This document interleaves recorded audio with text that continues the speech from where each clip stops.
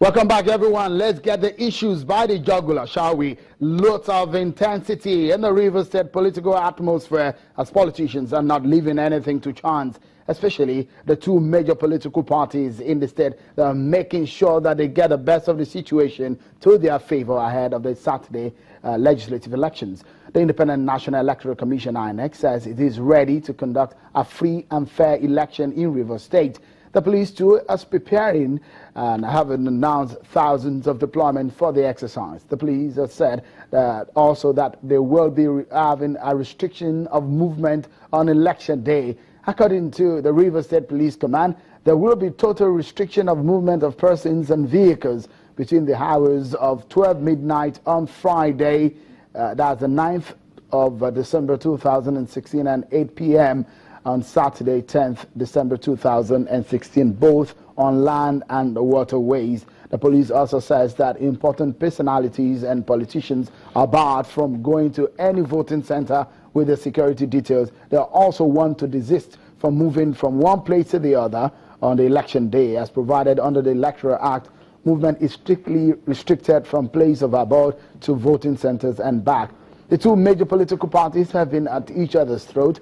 The APC is accusing the PDP of stockpiling arms. In a statement signed by the National Secretary of the APC, Mai Malambuni, the APC calls on security operatives to be on the alert, adding that the recent pronouncements by the governor, Nyesom Wike, are an attempt to deflect attention from reports of arms build-up. The APC in that statement says, and I quote now, "The report by the Rivers State government and People's Democratic Party (PDP) alleging the withdrawal of Wike's security aid and assassination threat on the governor is a hoax meant to deflect attention from the report of an arms build-up and other sinister plots the Wike-led PDP administration plans to execute on election day."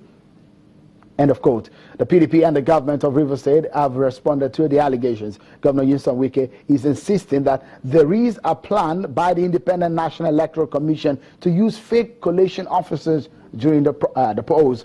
According to him, the electoral body has refused to be transparent on the list of collation officers in order to use them to the advantage of the APC.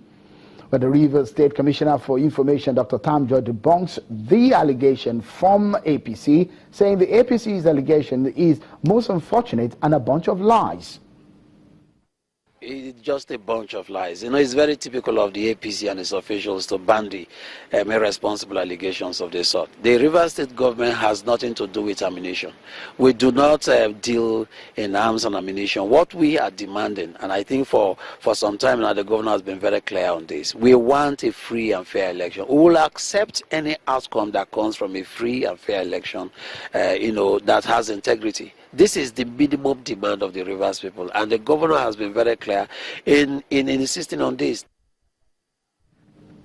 Rivers State Commissioner for Information, there has not been a very, very good record of peaceful conduct in recent past conduct of election in Rivers State. From the death of a UCOR member, some of the record that we have not very palatable. A UCOR member serving a 1-year compulsory service and was killed, and a missing election observer also in the last conduct of this exercise, and a series of violent activities. Much attention is now on the oil-rich Niger Delta state. Recently is an amnesty program where hundreds of arms were submitted.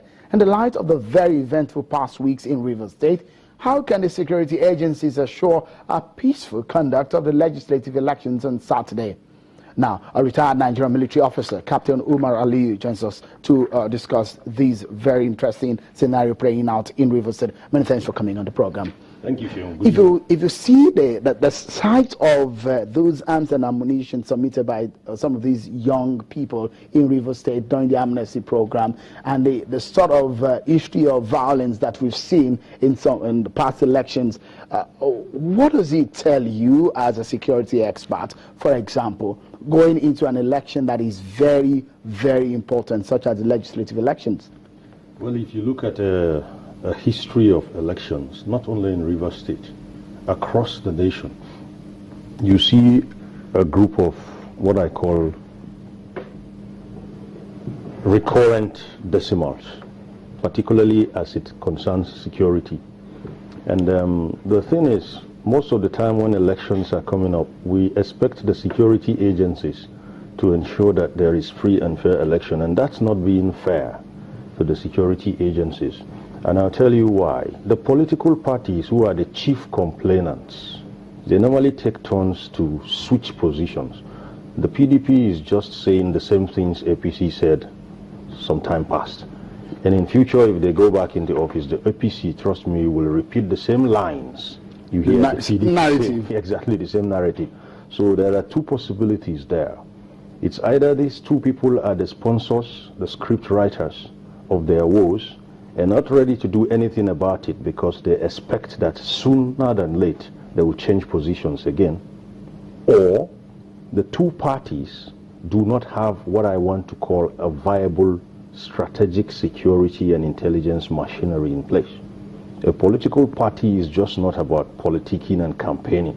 It also comes with a lot of responsibilities security-wide. Call it political party security if you like. And if you expect that the police will actually be able to provide every aspect of your security, then you are not getting the point. Because if we can relate to this argument or this proverb, they say charity begins at home, security starts with the individual. So my question now is, despite these recurrent variables, the same problems crop up: snatching of ballot boxes, violence, our poor babies, youth coppers getting caught in the tangle. Over these years, what machinery do you have in place? Do you have a strategic security narrative? What can you begin to project pre-elections from what you know of the past that can actually aid you in closing elections securely, safely? There are three aspects. What do you do as political parties before elections, during elections, after elections? These questions, security-wise, should be answered by the party security chieftains, if there are any. As a security expert, of course, you will have your fears about how sensitive a place like the Niger Delta region is, for example, where we've seen enormous activities of militants disturbing the flow of economic activities in that area. That's Nigeria's mainstay of economy. That's where it comes from, the oil-rich region in the Niger Delta. And we will know that there are a lot of arms and ammunition that are buried in that area in terms of what the militants use in blowing up facilities. We've not seen much of militant activities in Rivers State compared to areas like Delta State and Bayelsa State. But from your own point of view, what's your overview of the Rivers State, a River-rerun area, for example, in an election? Just how sensitive is it for an election? To hold elections in a place like Rivers State is actually going to be the litmus test of all security agencies involved. And the reason is simple. If you were to profile Rivers State and you were told to go and hold an event there, what will you be looking at? You're going to be looking at safety. And when you're looking at safety, you're going to be talking about stakeholders. We are coming here to do an event. Who are the stakeholders? The stakeholders fall into three categories: the influencers, the coordinators, and the facilitators. You must rein them in from both sides. The two parties may not see eye to eye, but each party can have its own influencers. An influencer is someone that could actually pick a phone and turn things around or turn things haywire. Then the facilitators are actually those that you could call leaders of thought. And who are the coordinators? They are your foot soldiers that are going to be on ground. There must be, either within the two separate parties or together, one resolve. Let's get it right. Do you see Rivers State right now as a conducive environment, considering the history, recent history, as a conducive environment to conduct an election? Yes, it can be conducive, depending on the will of the contenders. Can they be stopped? If in case they want to go AY? Of course, our constitution is not bereft of what you can call a facility that will handle such exigencies. What do we need to deploy? Do we need to unearth our armory because of an election in this manner? We really do not need to do that, but that will require a lot of political maturity on the part of the contenders. Rivers State has become comedy when it comes to elections and politics. I'm serious. Comedy.